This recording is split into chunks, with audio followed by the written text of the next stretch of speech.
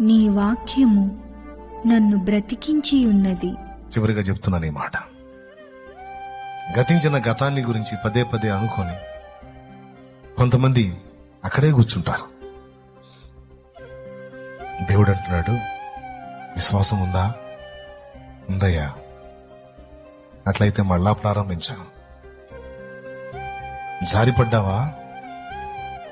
అక్కడే కూర్చోవద్దు. పడటం తప్పు కాదు, పడ్డ చోటే ఉండటం తప్పు. పడటం తప్పు కాదు, అడుగు జారింది పడ్డావు, ఎటుగుడి పడ్డాను కదా ఇంక అక్కడే ఉందామని కూర్చున్నావు చూడు, అది తప్పు. ఓడిపోవటం తప్పు కాదు, ఓటమిలోనే కూర్చుండిపోయావు చూడు, మళ్ళా గెలుపు కోసం ప్రయత్నించకుండా, అది తప్పు.